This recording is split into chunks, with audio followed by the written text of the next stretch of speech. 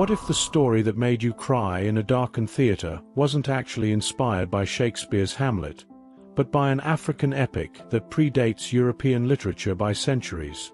What if Simba's journey mirrors the real-life adventures of a West African prince whose story has been told by griots for over 800 years?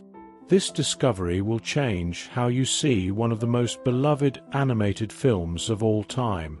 Because when scholars began examining Disney's Lion King alongside traditional African folklore, they uncovered parallels so striking that they've sparked decades of academic debate about cultural connections, storytelling traditions, and the mysterious ways that ancient narratives travel across time and space.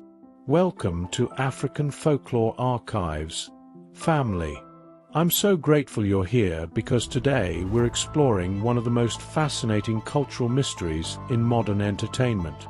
Before we dive deep into this story, drop a comment and tell me where you're watching from and how the weather is there today. I love connecting with our community around the world. Now, most of us grew up believing that The Lion King was Disney's original creation, loosely inspired by Shakespeare's Hamlet. That's what Disney told us in 1994, and that's what most people still believe today. The story goes that Disney writers took the basic structure of a young prince dealing with his father's death and an evil uncle, then transformed it into an African setting with talking animals. But what if that narrative is incomplete?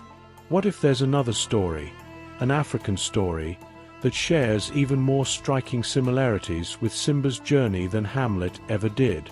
What if Disney's writers, consciously or unconsciously, drew inspiration from one of Africa's greatest epic tales? In this video, I'm going to walk you through the remarkable parallels between The Lion King and the epic of Sundiata Keita, the founder of the Mali Empire.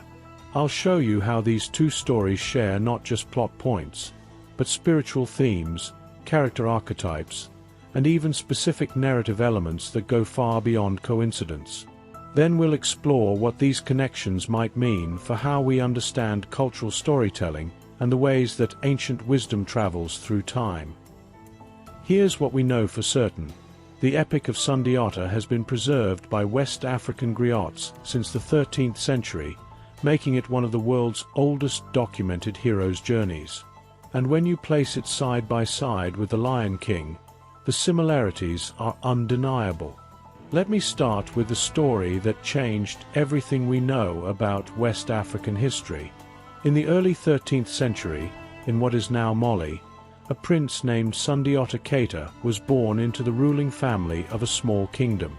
According to the epic preserved by griots, Sundiata was destined to unite the scattered kingdoms of West Africa and create one of the world's greatest empires. But destiny is never simple. When Sundiata was still young, his father died, and his uncle Sumangiru seized power through violence and treachery. The boy prince, whose very existence threatened the usurper's rule, was forced to flee his homeland to save his life. He spent years in exile, growing from a vulnerable child into a wise and powerful leader, guided by mentors who taught him the skills he would need to reclaim his throne.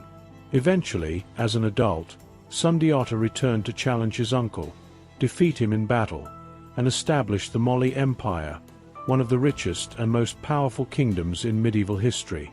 The epic emphasizes themes of destiny, the circle of life, the guidance of ancestors, and the interconnectedness of all living things. Now, let's look at The Lion King. Prince Simba is born into the royal family of the Pride Lands, destined to become king. When he's still a cub, his father Mufasa dies, and his uncle Scar seizes power through violence and treachery. Young Simba, believing he's responsible for his father's death, flees his homeland and spends years in exile. He grows from a vulnerable cub into a powerful adult lion, guided by mentors who teach him about life and responsibility. Eventually, he returns as an adult to challenge Scar, defeat him, and restore balance to the Pride Lands. The parallels are remarkable, but they go deeper than just plot structure. Both stories center on the concept of rightful leadership being restored through a hero's journey. Both emphasize the guidance of the deceased father figure. Mufasa appears in the clouds to guide Simba, while Sundiata receives guidance from his father's spirit. Both stories present the villain uncle as someone who disrupts the natural order and must be defeated to restore harmony. What topic about African folklore or cultural connections baffles you the most? Drop it in the comments below, and I'll research it for a future video. Your curiosity helps shape the stories we explore together. But here's where the mystery deepens. The spiritual philosophy underlying both stories reflects distinctly African religious concepts that don't appear in Hamlet. The idea that deceased ancestors watch over the living and can communicate through natural phenomena is central to traditional African spirituality, particularly among Yoruba and Akan peoples. When Mufasa appears in the clouds to guide Simba, this mirrors African ancestor veneration practices that have been central to African religious life for millennia. The Lion King's famous circle of life philosophy also reflects African spiritual concepts. The Sundiata epic emphasizes similar themes about the interconnectedness of all living things, the cyclical nature of life and death, and the responsibility of rulers to maintain harmony between the human and natural worlds.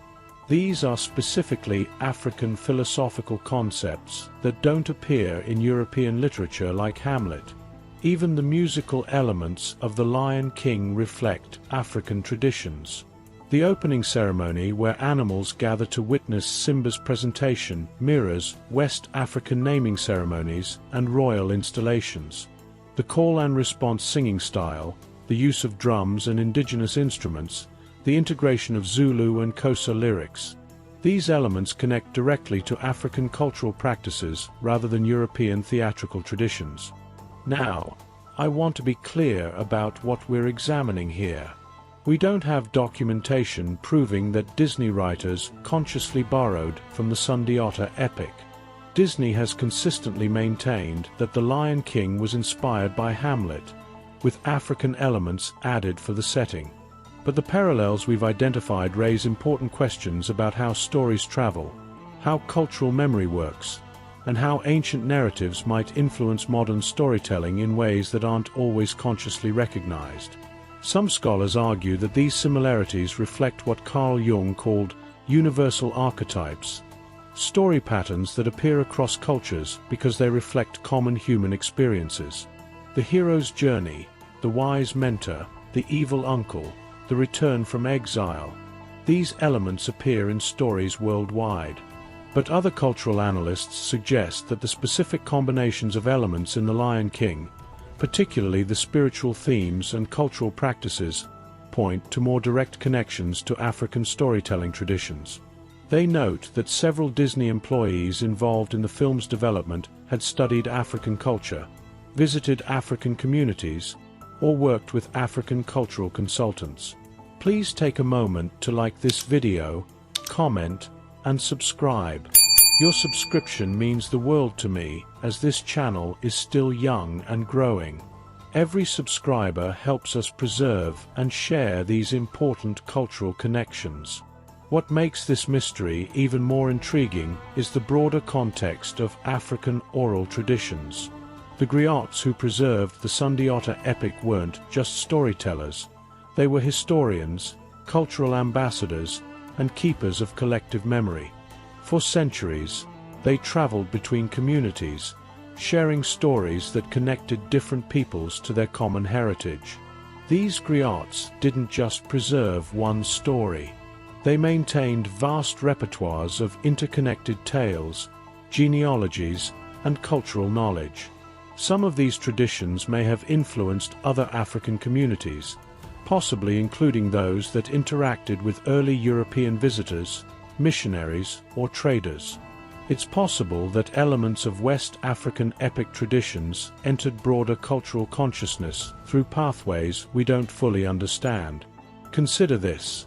African cultural influences have shaped American and European culture in countless ways that aren't always recognized. African musical traditions influenced jazz, blues, and rock music. African agricultural techniques shaped southern farming. African spiritual practices influenced American religious traditions. African storytelling techniques influenced American folklore. Given this broader pattern of African cultural influence, is it so surprising that African epic traditions might have influenced modern storytelling in ways that aren't immediately obvious? But there's another dimension to this story that's equally important. The Sundiata epic isn't just an ancient tale, it's living cultural heritage.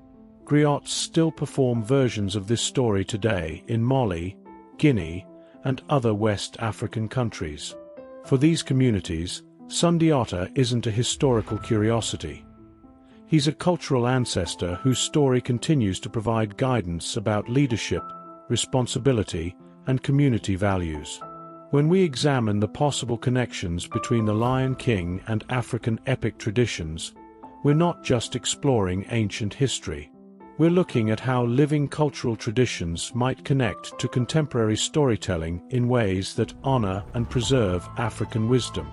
This brings us to a broader question about cultural appreciation versus cultural appropriation. If the Lion King does draw inspiration from African traditions, how should we understand that relationship? Some scholars argue that using African cultural elements in entertainment without acknowledgement or benefit to African communities represents problematic appropriation. Others suggest that cultural exchange and adaptation are natural processes that have always shaped human storytelling. What's clear is that recognizing these connections can deepen our appreciation for both stories. Understanding the Sundiata epic enhances our appreciation of the Lion King by revealing the profound cultural wisdom that may underlie its themes.